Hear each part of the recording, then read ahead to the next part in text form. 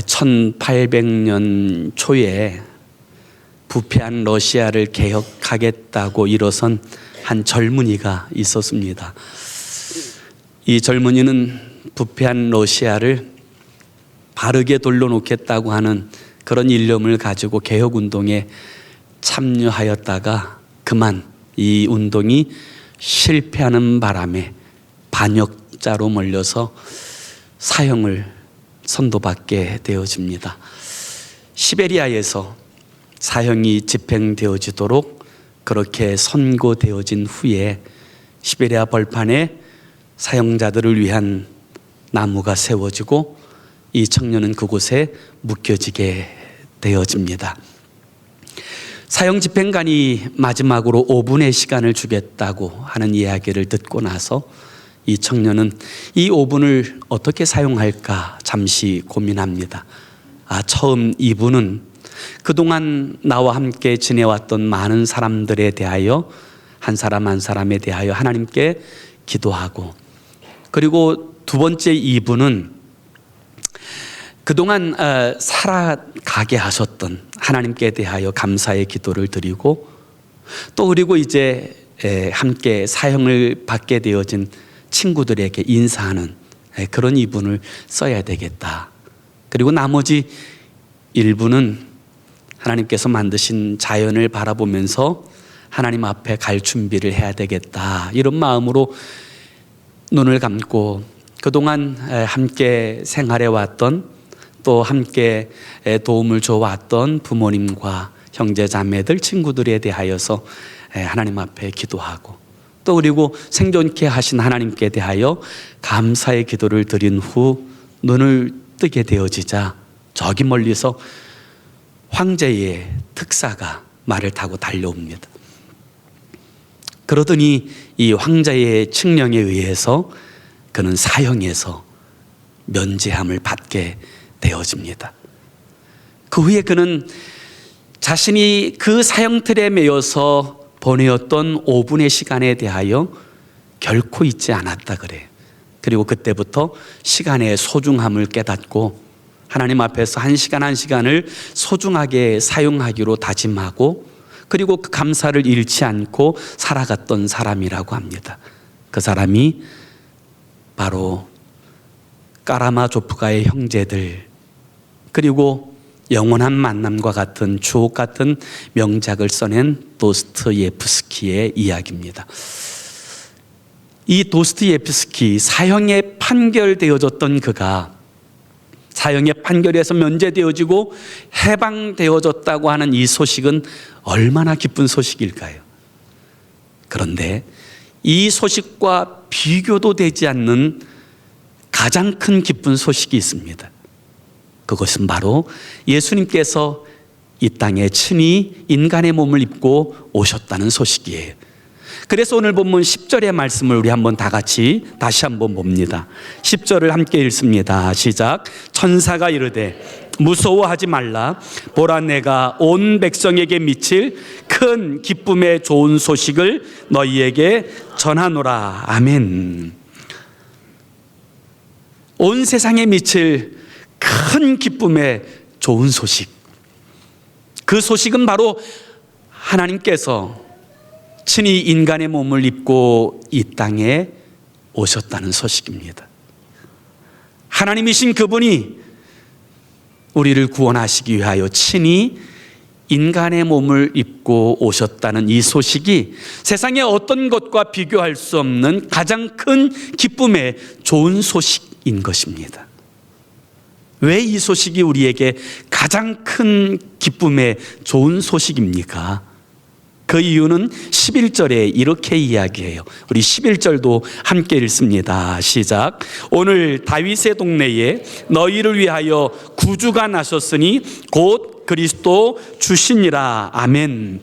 우리를 위하여 구주가 나셨다라고 말씀하고 있어요. 이 구주라고 하는 이 말이 가지고 있는 의미는 구원자라는 뜻이에요.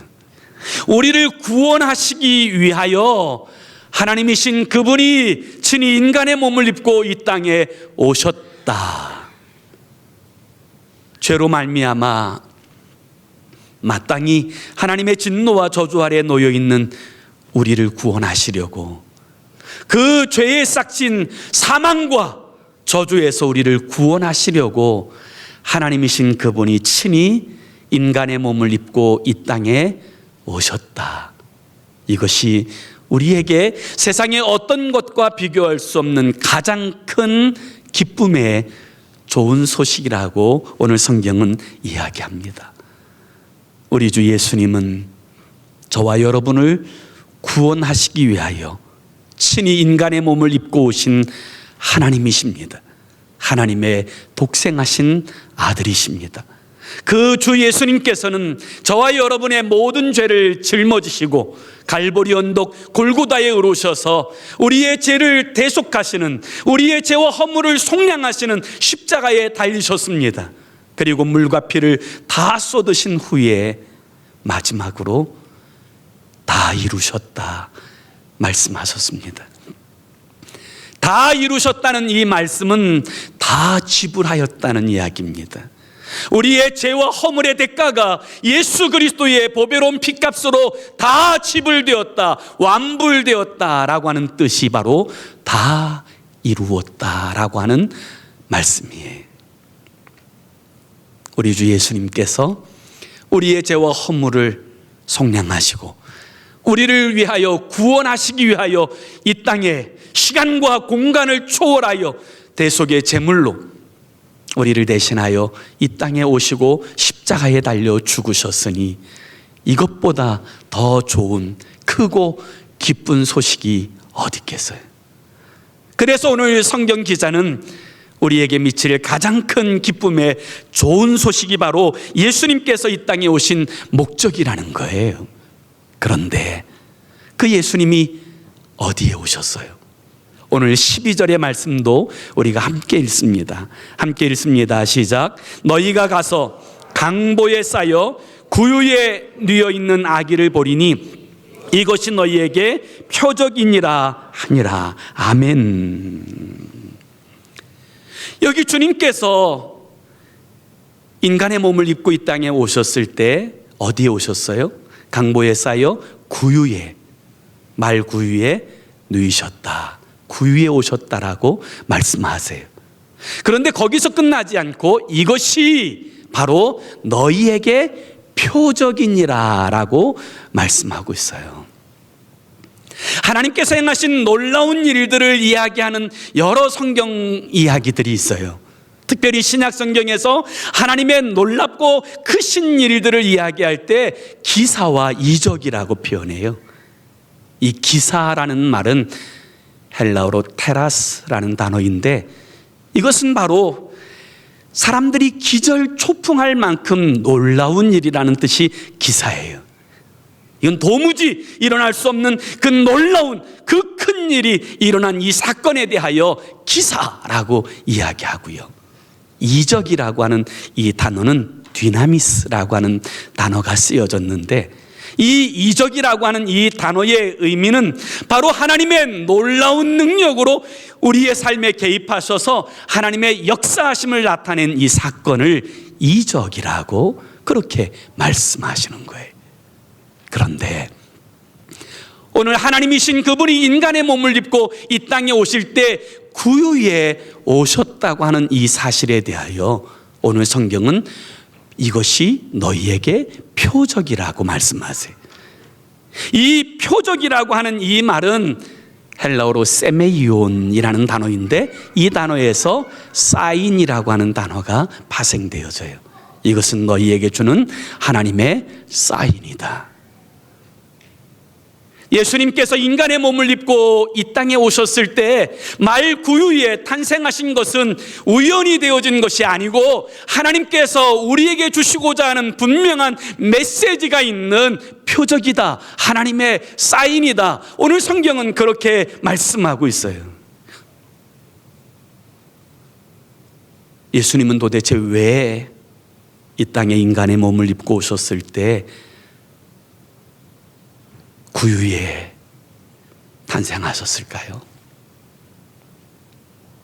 그것이 도대체 우리에게 주는 어떤 의미가 있을까요? 어떤 분들은 예수님이 말구유에 오신 것은 예수님의 낮아지심, 겸손하심 때문이라고 이야기합니다. 맞습니다. 틀린 것은 아니지만 그러나 뭔가 부족해요. 하나님이신 그분이 인간의 몸을 입고 오신 그곳 자체가 이미 겸손이고 낮아지심이에요. 그분이 왕궁에 왔다 하더라도 그건 낮아지심이고 철저한 겸손이에요. 그럼에도 불구하고 주님께서 허름한 여관도 아니고 그 여관에 달려있는 허름한 말구유에 주님이 누이신 그 일이 왜 주님은 표적이라고 말씀하셨을까요? 그것은 주님께서 이 땅에 오신 목적이 우리를 살리기 위하여 오신 양식이고 떡으로 오셨기 때문이에요. 말구유가 무엇입니까? 구유는 밥통이에요. 주님이 밥통으로 오신 이유는 바로 그분이 우리에게 영원한 생명을 주시기 위한 양식으로, 떡으로, 밥으로 오신 분이라는 사실을 보여주는 하나님의 표적이라는 거예요. 어느 날 예수님께서 공생애를 시작하시고 나서 자신 앞에 나온 사람들 앞에 당신의 정체성에 대하여 말씀하시는 장면이 요한복음 6장에 기록되어져 있어요. 요한복음 6장 35절에 보면 주님은 당신에 대하여 이렇게 말씀하세요. 나는 생명의 떡이라. 여기 나는이라고 말하는 I am이라고 하는 단어는 성경에서 독특하게 하나님 그분의 본질을 이야기할 때만 사용하는 단어예요. 그런데 예수님께서 I am, 나는 생명의 떡이다. 그렇게 당신을 나타내세요. 그럴 뿐만 아니라 요한복음 6장 51절에 보면 나는 하늘에서 내려온 살아있는 떡이니 사람이 이 떡을 먹으면 영생하리라. 내가 줄 떡은 곧 세상의 생명을 위한 내 살이니라 하니라. 사랑하는 여러분, 예수님께서 자신을 가리켜 뭐라고 말씀하세요? 나는 살아있는 떡이다. 생명을 주는 떡이다. 여기 생명의 떡이라고 하는 이 단어가 가지고 있는 의미가 생명을 지는 떡이라는 의미도 있고 생명을 주는 떡이라는 의미를 가지고 있어요. 이스라엘에서 떡이라고 하면 우리나라로 이야기하면 밥이라고도 이야기할 수 있는 거예요. 주님께서 밥통에 오신 이유가 뭐예요? 생명을 주는 양식, 생명을 주는 밥이 되기 위해서 이 땅에 친히 인간의 몸을 입고 오실 때 바로 밥통에 탄생하셨어요. 밥이 되기 위해서, 우리에게 생명을 주는 양식이 되기 위해서 이 땅에 오신 거예요. 마가복음에도 보면 이 예수님에 대하여 뭐라고 증언합니까? 마가복음 14장 22절에 보면 그들이 먹을 때에 예수께서 떡을 가지사 축복하시고 떼어 제자들에게 주시며 이르시되 받아라, 이것은 내 몸이니라 하시고, 떡을 떼시면서 뭐라 그래요? 이건 내 몸이다. 이거 주님께서 제자들에게 자신의 정체성을 말씀하여 주신 거예요. 주님은 우리에게 생명을 주시기 위한 떡으로, 양식으로, 밥으로 오신 분이에요. 놀랍게도 예수님께서 이 땅에 오시기 700년 전에 미가라고 하는 선지자는 미가서 5장 2절에 예수 그리스도의 오심에 대하여, 오실 곳에 대하여 이렇게 이야기해요. 에브라함, 베들레헴 에브라다야, 내가 작지 않다. 너를 다스릴 자가 그곳에서 태어날 것이다. 그의 근본은 상고의 영원에 있다. 그분은 영원하신 하나님이시다. 그런데 그분이 베들레헴으로 오신다라고 미가 선지자는 이야기해요. 그런데 아십니까? 베들레헴이라고 하는 이 지명이 가지고 있는 뜻이, 베트라고 하는 이 말은 집이라는 뜻이에요. 레함이라는 뜻은 떡이라는 뜻이에요. 주님은 떡이 되기 위하여 떡집인 베들레헴에서 출생하셨어요. 그리고 말구유의 밥통에 태어나셨어요. 왜 주님은 이 땅에 밥으로 오셨을까요? 우리에게 생명을 주시기 위해서예요. 예수 그리스도를 먹어야 영원한 생명을 얻기 때문이에요. 그래서 요한복음 6장 57절에 보면 살아계신 아버지께서 나를 보내심에 내가 아버지로 말미암아 사는 것 같이 나를 먹는 그 사람도 나로 말미암아 살리라, 그렇게 말씀하세요. 그리고 그 다음 절인 요한복음 6장 58절에도 보면 이것은 하늘에서 내려온 떡이니 조상들이 먹고도 죽은 그것과 같지 아니하여 이 떡을 먹는 자는 영원히 살리라. 맞아요. 생명의 떡으로 오신 예수 그리스도를 먹는 자는 영생을 얻습니다. 영원히 살아요. 이 주님의 말씀을 듣고 그 당시에 유대인들은 도대체 주님께서 뭐라고 말씀하시는지 도무지 이해가 되지 않았어요. 그래서 많은 유대인들은 그 말씀이 이해가 되지 않아서 다 예수님을 왕으로 삼고자 했던 그들이 다 떠나갔어요. 오병이어의 기적을 보고 주님을 임금으로 삼으려고 했던 그 사람들이, 열심을 가지고 왔던 사람들이 주님의 이 말씀이 도무지 이해가 되지 않아서 다 떠나갔어요. 그렇다면 사랑하는 여러분, 생명의 떡으로 오신 예수 그리스도를 여러분 우리가 어떻게 먹는 거예요? 어떻게 섭취하는 것입니까? 이 일에 대하여 예수님께서 분명하게 말씀하세요. 요한복음 6장 29절에 주님은 이 일에 대한 이렇게 대답을 하세요. 예수께서 대답하여 이르시되 하나님께서 보내신 이를 믿는 것이 하나님의 일이니라. 하나님께서 보내신 예수 그리스도를 믿는 것, 그것이 바로 예수 그리스도를 영접하는 것이고 예수 그리스도를 섭취하는 것이고 예수 그리스도를 먹는 거예요. 그래서 요한복음 1장 12절에 영접하는 자, 곧 그 이름을 믿는 자들에게는 하나님의 자녀가 되는 권세를 주셨다라고 성경은 분명하게 말씀하고 있는 거예요.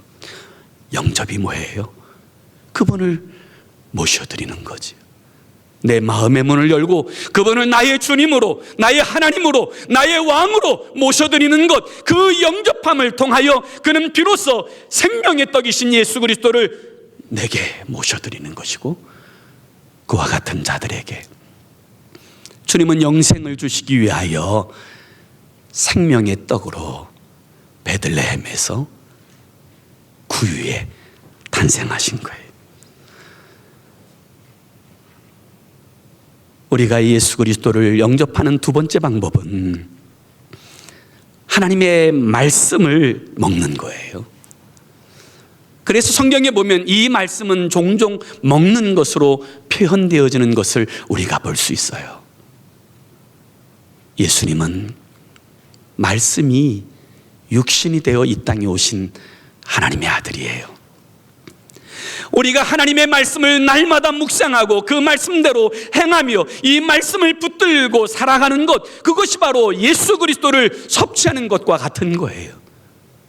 하나님의 말씀을 날마다 묵상하며 그 말씀을 따라 살아가게 될 때 그에게 영원한 생명이 부어지는 줄로 믿습니다.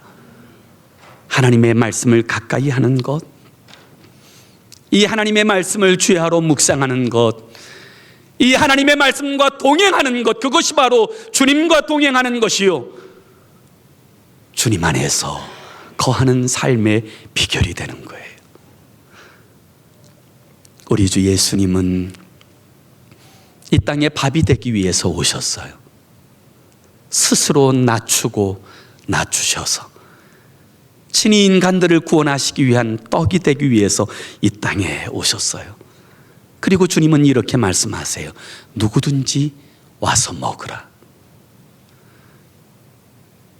이 밥을 먹는데 아무도 제한을 두지 않아요. 어떤 사람이든 누구든 배고픈 인생들은 주님께 나와 그리스도 예수로 말미암아 그 은혜를 힘입고 살아갈 힘을 얻고 그 능력을 갖게 되어지는 줄로 믿습니다. 누구든지예요. 어떤 사람도 제한이 없어요. 예수님은 이 생명을, 이 떡이 되기 위하여 주님은 친히 낮아지시고 친히 깨어지셨어요. 단단한 식물이 깨어지고 나서 떡이 되어지는 것처럼 주님께서는 정말 우리에게 영원한 생명을 주시기 위하여 친히 십자가에 달려 깨어지고 찢어지셔서 우리의 죄와 허물의 대가를 지불하시고 친히 완전한 영의 양식이 되셔서 우리에게 영원한 생명을 주시는 거예요.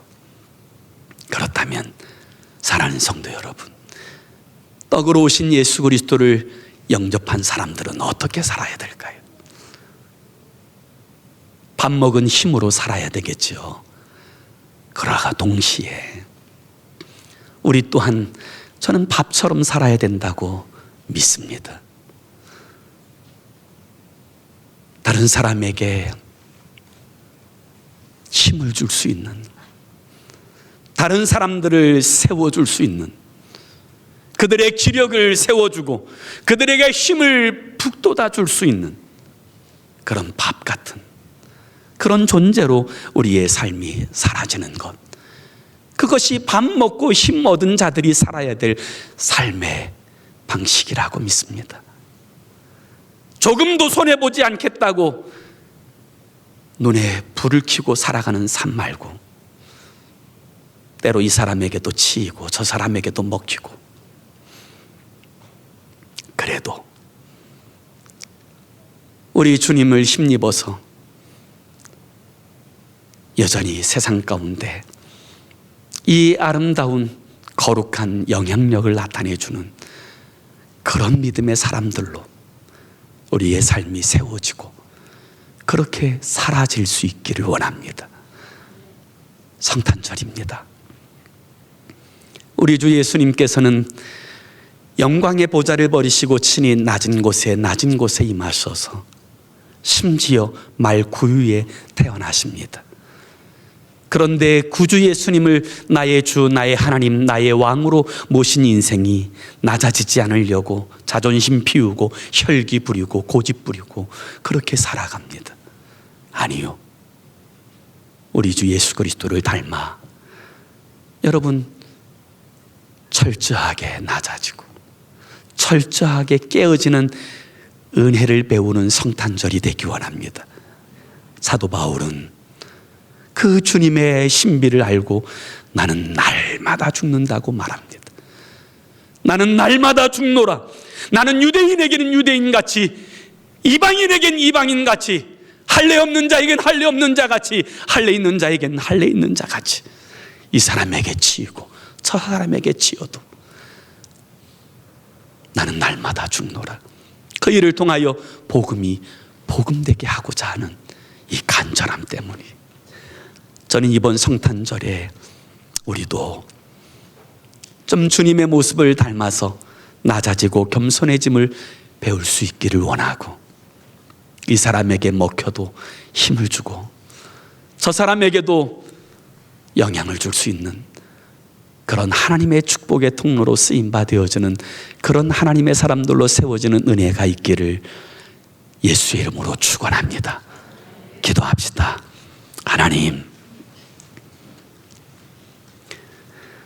나는 생명의 떡이다. 주님께서 친히 떡이 되시기 위하여 베들레헴 구유에 탄생하셨습니다. 그리고 이것은 하나님께서 우리에게 주시는 표적이라고 말씀하셨습니다. 오늘 우리에게도 하나님 이 표적됨을 인하여 기뻐하며 감사함이 있게 하여 주시고, 동시에 우리 또한 하나님의 표적으로 사람들에게 위로와 힘과 능력을 주는 밥과 같은 거룩한 인생이 되게 하여 주시옵소서. 예수님의 이름으로 간절히 기도 올리옵나이다. 아멘.